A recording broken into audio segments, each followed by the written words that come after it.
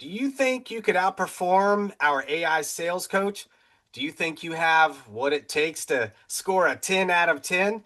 If you've been in real estate and you think you've got that drip, you think you've got those skills, and if you think you can handle objections and pressure and tough conversation, well, this is for you. We're officially challenging the real estate community to battle our role player AI. So here's how the challenge works, folks. If you're interested, go ahead, raise your hand and comment sales battle, and we will schedule a quick Zoom call with me. You'll join live on screen where you're going to dial directly into the role player AI in real time. All right, there's no scripts, there's no prep, there's no warm up. You just choose the scenario. Do you want the AI to be a buyer, a seller, objections, pricing, whatever you want? You choose it, you test it. But we're going to record the call, run the role play live, and then review the feedback together. Hey, look, if you crush it, perfect. You just proved to the world that you're a world class sales negotiator. But here's the thing, if you don't, it's also perfect because now you know exactly where you can improve. And that's why we invented this product. So here's what we're offering. Anyone who takes the challenge, you're going to get 30 days free access to Role Player AI. You can add up to 5 additional users and you only pay for usage. All right, give us a break. So whether you dominate the conversation or get challenged by it, you're going to win. Now that you know what this battle is all about, let me show you in real time how role player AI actually works. All right, folks? You never know what's going to happen.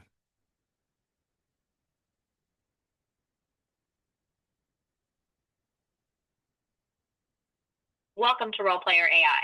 Before we dive in, what area of real estate are you in? Realtor, broker, wholesaler, or investor? I'm an investor.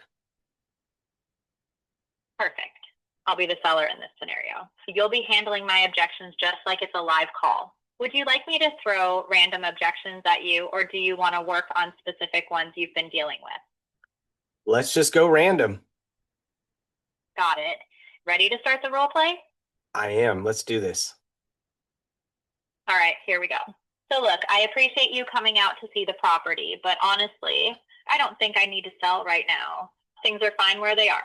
My tenant's been solid. The cash flow is decent. What's really in it for me to make a move? Well, I appreciate you being honest about that. Let me just ask you this. When we were on the phone, you mentioned that you were ready to sell if the price is right. We've now spent some, good amount of time together. What's changed since we last spoke? Look, I mean, yeah, I said that. But honestly, when you're sitting with the numbers in front of you, it feels different, you know? The tenant's paying on time. I'm not stressed about it. Why would I go through all the hassle of selling, dealing with inspections, closing costs, all that stuff just to move money around? What exactly are you offering that makes it worth my while? Well, first off, you mentioned some things about closing costs and inspections. As an investor, we buy these homes as is, so you don't have to work on them. That's the beautiful thing about working with us. We make the process really simple. Not only that, we're cash buyers, so you're gonna know what you're gonna net immediately. We actually, handle, any of the things that are in the process that might, take up your time or put additional stress.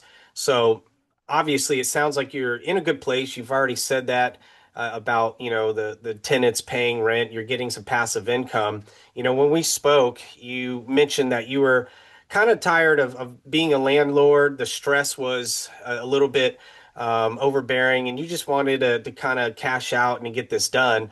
So at the end of the day, I'm not here to pressure you. Obviously, I'm here because you wanted to talk, but it sounds like maybe the number that, I'm providing just really isn't hitting it for you. Is that the case, or is there something else that's kind of preventing us from making this happen today? You know what? You're right. I did say that about being tired of the landlord thing. And honestly, yeah, some months it does wear on me. Tenant issues, maintenance calls at midnight, all that. But here's the thing, your number is just low. I mean, I know what this place could go for on the open market, Even after realtor fees and all that, I still net more than what you're offering. So why would I take less just to avoid a little stress? So let me just be pretty direct here. I mean, if we were to land on a number in terms that made sense for both of us, would you sell this house today? Pauses. I mean, yeah, if the number was right, I'd consider it. But we're talking a significant gap here. What are you thinking? Because right now, it doesn't feel close enough to make me want to move forward. Okay.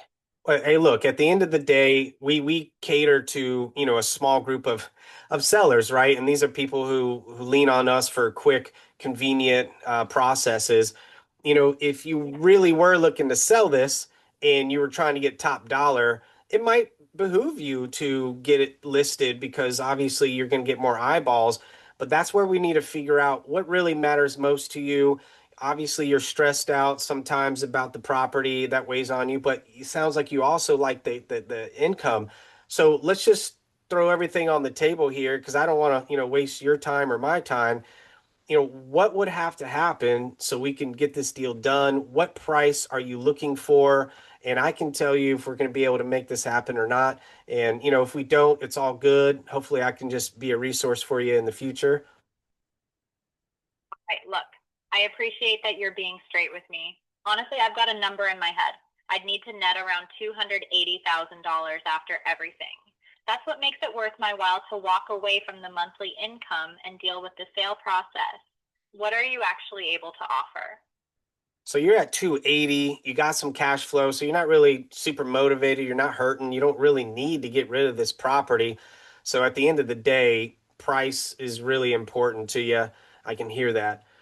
We're at around 235 right now because obviously I'm gonna have to come in and renovate and make some changes so that way we could get top of the market. And then on top of that, you're gonna have to tell the tenant that she has to leave, and that's just, a lot of stress and on everyone. So what type of time frame do you think would be fair for the tenant, for you, for us to close, just so I understand the time frame, and then we can address this price issue. I just want to make sure it's, within our wheelhouse.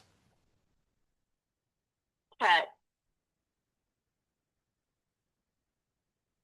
I'm sorry, can you repeat that? let's pause here and go into coaching mode. Strengths, you did a solid job early on. You acknowledged my concerns about being a landlord. You reframed the value of a cash offer and you asked direct questions to understand what really matters to me. That's good sales instinct. Opportunities. Around the middle, you started stacking objections on me. Price is important. Tenant has to leave, like stress on everyone, without letting me respond or breathe. It felt like you were building a case against me rather than with me. Uh-oh. So when I gave you my number, 280, you kind of dismissed it instead of exploring it. A stronger move would have been to acknowledge the gap and ask what's driving that specific number. Score, that was a 6 out of 10. Recommendation, you've got the framework down. Next time, slow down after you make a point. Let me respond fully before you layer on the next one. And when there's a price gap, dig into why that number matters to them, not just counter with yours. Want to run it back and try a different approach or switch roles?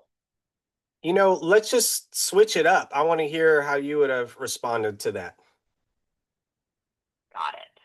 So you want me to show you how I'd handle that same scenario from your position as the investor? I'll Yeah. be the seller again and I'll walk you through my approach step by step as we go. Sound good? Perfect. All right, so ring ring. Okay, let me reset.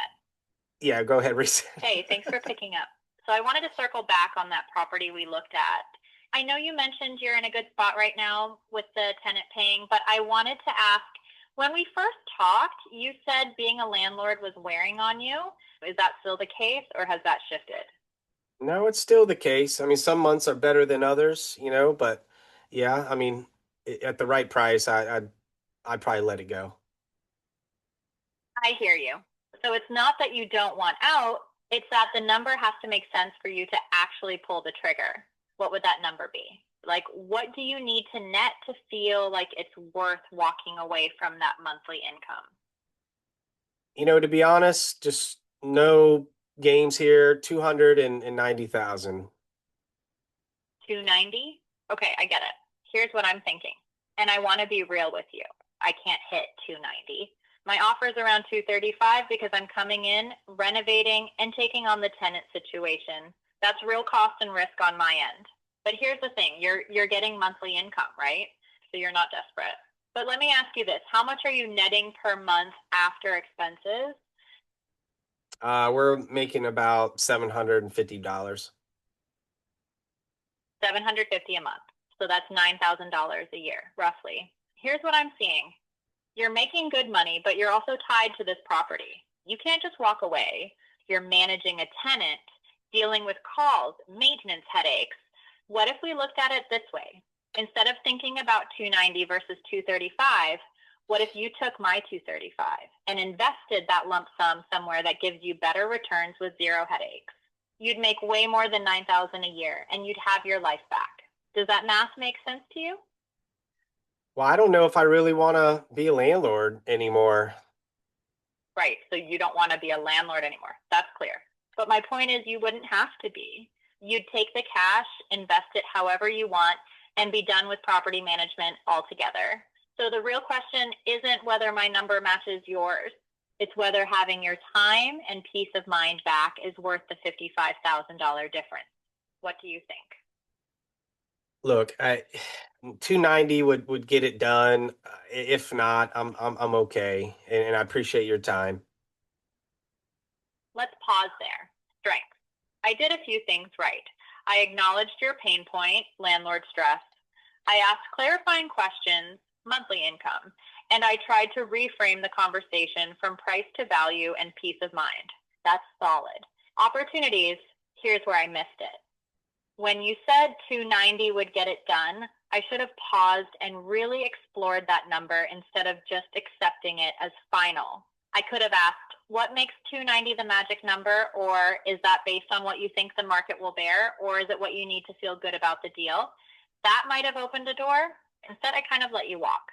The real lesson, sometimes the best move isn't to convince them your number is better. It's to understand their number so deeply that you can find a creative way to bridge the gap. Maybe it's terms, maybe it's a bonus, maybe it's something else entirely. Want to run that back and try again, or do you want to switch to a different objection? No, I think we're good, so I appreciate it. Thank you. Sounds good. Well, there you go. That's exactly what you'll experience during the challenge. If you're ready to step up, comment sales battle, and we'll get you scheduled as soon as possible. Let's see how you stack up against role player AI.